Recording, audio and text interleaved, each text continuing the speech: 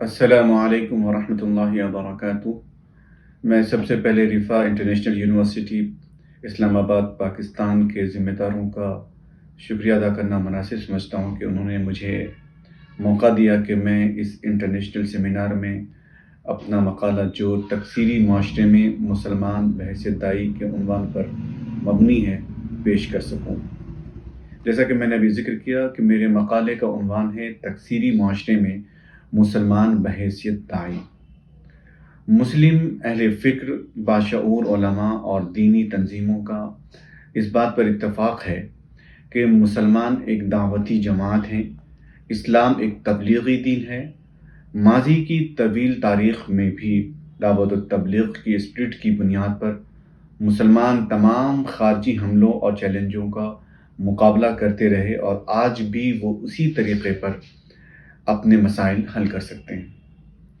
افسوسناک صورتحال یہ ہے کہ مسلمانوں کے درمیان کئی مکاتب فکر پیدا ہو گئے جنہوں نے دعوت و تبلیغ کو اپنے مخصوص طریقہ کار میں محدود کر دیا۔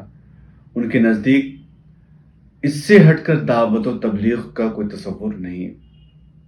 اس وقت مسلمانوں کی نصف آبادی ان ممالک میں قیام پذیر ہے جہاں غیر مسلموں کی اکثریت ہے اور جہاں کے معاشرے کو ہم تکثیری معاشرے سے تعبیر کرتے ہیں۔ وہ غیر مسلم اقوام دعوت ہیں جن تک دین حق پہنچانا ہم سب کی دینی ذمہ داری ہے۔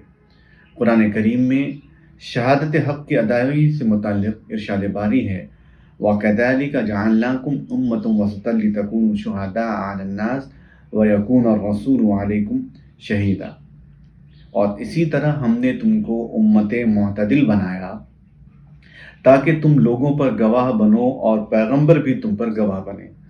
یہ امت مسلمہ کا عین مقصد وجود ہے جسے اگر مسلمانوں نے پورا نہ کیا تو گویا زندگی ضائع کر دی۔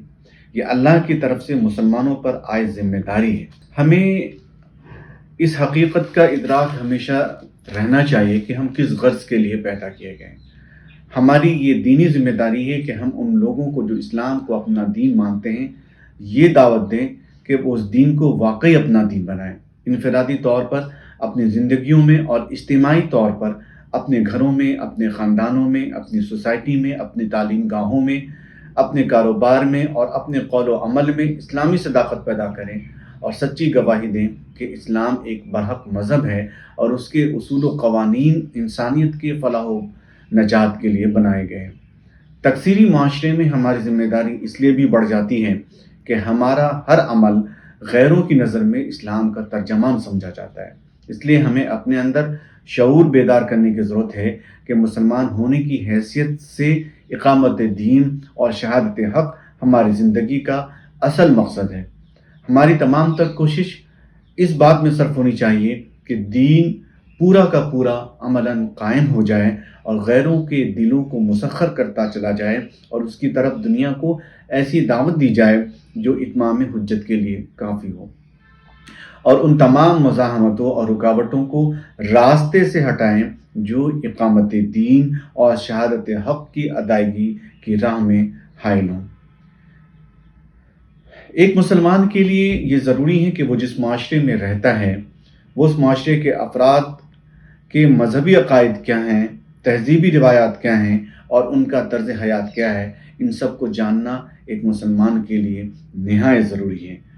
یہ تمام چیزیں ایک خوشگوار ماحول کی بنا ڈالنے میں معاون ہوتی ہیں۔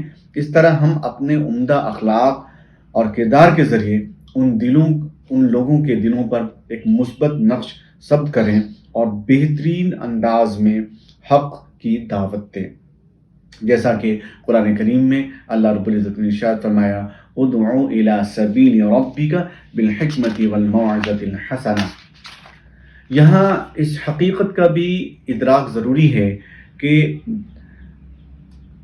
دین حق کی طرف دعوت دینے میں جبر و اکراہ کی کوئی گنجائش نہیں ہے۔ اپنے مذہب اور تہذیب کو دوسروں پر تھوپنا یہ لا اکراہ فی الدین کے منافی ہے۔ سورہ یونس کی آیت نمبر 99 اور 100 میں اللہ رب العزت کا ارشاد ہے کہ اگر تمہارا رب چاہتا کہ سارے اہل زمین اہل ایمان ہوتے تو پھر کیا لوگوں کو مجبور کرے گا کہ مومن ہو جائیں؟ کوئی بھی متنفس اللہ کی اجازت کے بغیر ایمان نہیں لا سکتا، اور اللہ کا طریقہ یہ ہے کہ جو لوگ عقل سے کام نہیں لیتے وہ ان پر گندگی ڈال دیتا ہے۔ شہادت حق کی راہ میں بہت سی دشواریوں اور پریشانیوں کا سامنا کرنا پڑ سکتا ہے، اس لیے اسلام اپنے ماننے والوں کو صبر و تحمل کی تلقین کرتا ہے۔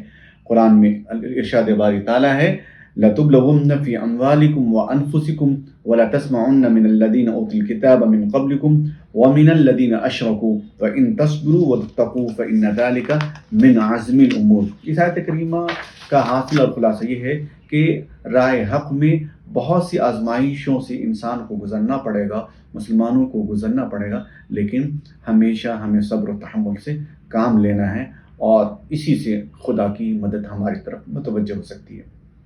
اسی طرح قیام عدل بھی ایک داعی کو اس کے فرض کی ادائیگی میں فائدہ پہنچا سکتا ہے، اور غیروں کو اپنا ہم نوا اور اپنا ہم خیال بنا سکتا ہے۔ قرآن کی سورہ مائدہ کی آیت نمبر 8 میں واضح طور پر ہماری رہنمائی ہے کہ یا ایھا الذین آمنوا کونوا قوامین للہ شہداء بالقسط ولا یجرمنکم شنآن قوم علی الا تعدلوا اعدلوا هو اقرب للتقوی۔ اس آیت کریمہ کا حاصل یہ ہے کہ ہمیں دوستی اور دشمنی سے بالاتاب ہو کر کے ہمیں انصاف کے پرچم کو بلند رکھنا ہے، اور اسی سے ہم غیروں کے دلوں میں اپنے لیے جگہ بنا سکتے ہیں۔ اسی طرح دعوت حق کے لیے تعلیم سے آراستہ بھی ہونا ضروری ہے، اور تعلیم کے معاملے میں تھوڑی وسعت سے کام لیا جائے، اسے صرف دینی علوم تک محدود نہ رکھا جائے، بلکہ عصری تقاضوں سے واقف ہونا بھی شہادت حق کے لیے ایک مؤثر ہتھیار ہے۔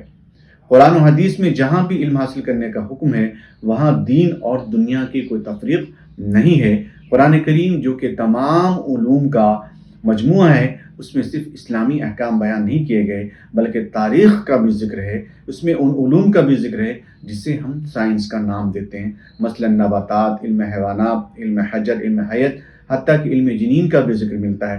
اس لیے یہ کہا جا سکتا ہے کہ دنیاوی علوم ہی خدا تک رسائی کا ذریعہ بنتے ہیں، اس لیے ان کے ذریعے رب ذوالجلال کی بنائی ہوئی کائنات منکشف ہوتی ہے۔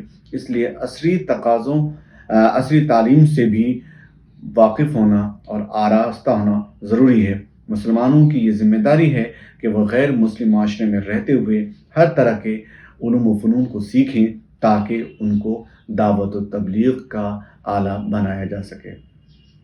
خلاصہ یہ ہے کہ انبیاء کرام علیہم السلام کا سلسلہ منقطع ہونے کے بعد شہادت حق اور دعوت حق کی ذمہ داری مسلمانوں پر ہے۔ خاص طور پر تکثیری معاشرے میں مسلمانوں کی یہ ذمہ داری ہے کہ وہ داعیانہ کردار ادا کریں، وہ اللہ کے دین کو مکمل طور پر لوگوں کے سامنے پیش کریں، اور زندگی کے تمام مسائل، عقیدہ، عبادات، اخلاق و معیشت، تہذیب، قانون و سیاست، غرض ہر شعبہ جات میں اس کی وضاحت کریں، غیروں کو اپنے اخلاق و کردار سے متاثر کریں، ان کی خوشی اور غم کے موقع پر انہیں مبارکباد پیش کریں، بشرطے کہ ہمارے قلوب ایمان پر مطمئن ہوں، اور ان کے دلوں کو جیتنے کی ہر ممکن کوشش کریں تاکہ ان تک شہادت حق پہنچانے میں آسانیاں ہوں، اور وہ بھی اس بات کو تسلیم کر لیں کہ اسلام ہی دین برحق ہے، اور اسی کے دامن میں دونوں جہاں کی نجات کا راز پوشیدہ ہے۔ والسلام علیکم ورحمۃ اللہ وبرکاتہ۔